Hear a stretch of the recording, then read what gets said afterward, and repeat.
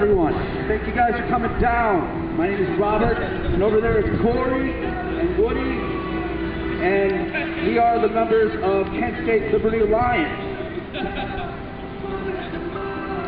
We represent the libertarian group here at Kent State University. Our main goal is to spread awareness about our various rights and liberties that may have been violated recently against any minority and the politically oppressed. The Libertarian Party was formed in 1971 and is the main alternative to the Republican and Democratic Party. Our main objective as a party is to create a world in which every American can make decisions for themselves without interference from the government.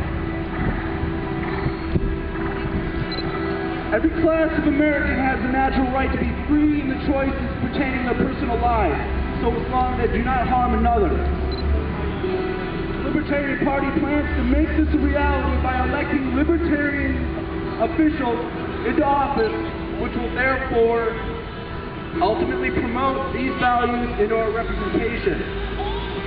Additional goals of the Libertarian Party include ending the war in Iraq and ending the war on drugs.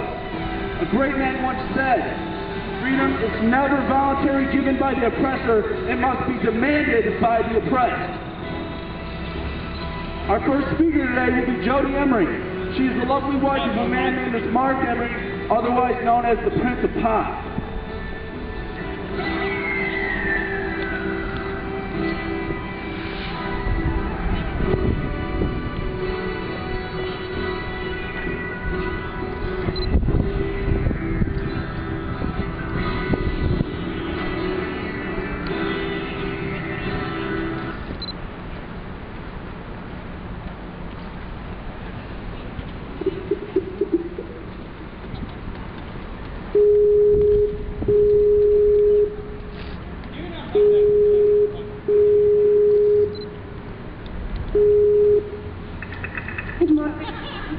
Hi Jody, how you doing? Going all right. How are you? I'm doing great. Everyone, on the line here you will hear Jody Emery, the wife of Mark Emery. Jody, could you please tell us all who Mark is? Mark Emery is known as the Prince of Pop. He is a Canadian citizen who has used civil disobedience and political campaigns to bring about change in various fronts. He started selling cannabis seeds from Vancouver, BC back in 1994 to any Americans and any citizens around the world who wanted to grow their own medicine or just get their own cannabis so they didn't have to go to drug dealers or anywhere else to get it. And Mark provided thousands of varieties and millions of seeds to people all over the world, and especially in the United States. And for that very crime, he was extradited from Canada on conspiracy charges and is now serving a 5-year sentence in the United States federal prison system. However, when Mark was arrested, the DEA released a press statement saying that Mark Emery was the most wanted international drug trafficking target from Canada. And they didn't say it was for seeds. They said it was all about his legalization activities, and that hundreds of thousands of dollars were funneled to marijuana lobbyists in Washington and around the United States. So they went after him clearly for the political efforts that he was funding and promoting. And our belief, and many people's belief, that my husband Mark Emery is a political prisoner in the United States, as he never set foot on U.S. soil, sold seeds only through the mail and by taking orders online. He paid his taxes on it here in Canada, and he has always run for elections and been in the media. So Mark is not a criminal, but he did break the law using civil disobedience to demonstrate that this law is unjust, and people everywhere are being imprisoned for their relationship with the plant, for their political beliefs that they should be able to look after themselves without the permission of the government, that they shouldn't have to go to prison for growing something that helps them so much, that they shouldn't be punished for questioning our authority and for thinking beyond what the government wants them to think. So many prisoners of the drug war are in fact political prisoners, not only in America, but also around the world. So when we tell people to free Mark Emery, we're telling them to free all political prisoners, all peaceful, non-violent prisoners of any war, because it's totally unjust that anyone should ever be imprisoned for a belief or for an action that is peaceful, non-violent, and for the betterment of mankind. Wow. So what can we do to help Mark? Well, Mark is applying to be returned to Canada. The United States and Canada have a transfer agreement, so Americans in Canadian prison can go back home and spend time near their families in the U.S. And so Canadian prisoners can do the very same. So Mark is applying to be transferred to Canada, but it will require the support of the United States Justice Department to approve his transfer application. And we, to that end, have hired a lawyer to make the application for him. And once Mark arrives at Taft Federal Prison in California, which could be this week or next week, he's currently in Nevada. But once he gets to California, he can apply to service time at home. And if he can come home to Canada, he'll be out on full parole with me by this time next year.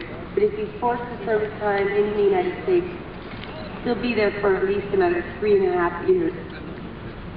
So I ask people to please go to freemark.ca, just Google Mark Emery if you can't remember the website. Google Mark Emery or the Prince of Pot, and you'll find our website where we ask you to contact President Obama or contact your representatives in Congress and let them know that Mark Emery should be sent home.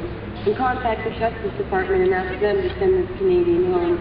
And we've already got great support from a congressman in Virginia. We don't know who it is yet, but Mark has got to sign a form to say that he does want to come home, and a formal request from a U.S. congressman from Virginia is being put in to have him sent home to Canada. So if we get a lot of American supporters to help join that call to send Mark Emery home and to save American taxpayers the burden of having to fund the prison expenses of a political prisoner from Canada, you know, that's what we would really appreciate if you could do that for Mark. But if you could also get out and vote everywhere across the U.S. There are a few different marijuana votes happening in different places. Of course, the greatest irony is that Mark will be in California when it may very well be legalized due to all the seeds and money that he sent there to help them grow their cannabis culture and the industry that has brought to where they are today. It's so important for Americans to get out and vote because you have states' rights. And if you aren't using it, you have the rest of the world looking at you like us up here in Canada, saying, you know, we wish we could vote for change the way that Americans get to vote for change. So don't lose that opportunity. And even if you feel it doesn't make a difference, if everybody agreed that it didn't make a difference and did nothing, then you would never be able to have any change. It's only by joining together and overwhelming the system with our voices and our demands that we will get what we want. So never shy away. Take pride on November 2nd, vote, and get out there to protect all the American citizens and citizens abroad who suffer from this drug war. Wow. Is there anything else you'd like to say about the illegitimacy of the drug war? The war on drugs is one of the greatest human rights violations of all time. Human beings have always been using plants from this earth. It is our right as human beings to use what grows from the soil of the land that we walk on for the betterment of our lives, be it for our health or our happiness. And Americans have a right to security and happiness and pursuing happiness. So never lose that. You know, realize that so many Americans and people around the world have lost the right to vote. They've lost the right to hold a job and to travel and to keep their children. They've lost so much because of their relationship with a plant that helps so many people. Cannabis saves lives. And to put people in prison for using cannabis or promoting cannabis or helping others spread the seeds around the world is absolutely inhumane and unjust.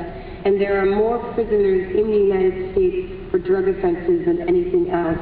It's an absolute human rights travesty that anyone who has a peaceful, non-violent, personal choice for themselves to use or grow cannabis, that they should be locked up in a cage and punished like those who steal people's lives and murder and rape. It's absolutely an abomination, and we have to put an end to this drug war. And it breeds from the United States. The U.S. government pushes the drug war all around the world, and we in Canada have had our progress, but now we're going backwards, and we need America to change things first. Obama may not be the best president, and I have a lot of doubts about him and a lot of disappointment, but he did campaign on change. And if Americans can just take that hope and that change and make it happen themselves, not for Obama, not for any reason of that sort, but just because you have the power, you absolutely must do it. Not for yourselves, but to save your friends and your family from ever being punished by your government when they shouldn't be, because we all have a right to live as we please as long as we hurt no one else. And political prisoners around the world have only spoken up for their brothers and sisters and family and their fellow mankind, and they're unjustly punished for it. So to do them right, we have to keep the fight going. We can't give up while so many of our fellow soldiers in the war for freedom are locked up and punished. So never give up. Always believe that you can do something. As Mark always says, never underestimate your power. One person can undo the evil of several thousand people, so never underestimate your power. So plant the seeds of freedom, overgrow the government, take back your rights, stand up and insist that you be free and you never be punished for choosing a lifestyle that's peaceful, honest, and about peace, tolerance, and happiness. Everyone give a hand for Jody Emery. All right, thank you so much, Jody, for joining us. Your insight is a godsend to our movement. Thank you so much. And You have a God bless I'm very day. impressed that you guys are all out there, and I hope I might be able to make it out there, but if I can't, sometime soon in the future, and I'll be watching all the progress you guys make. All right, thank you very much. You have a very good day. Yes, take care. Peace.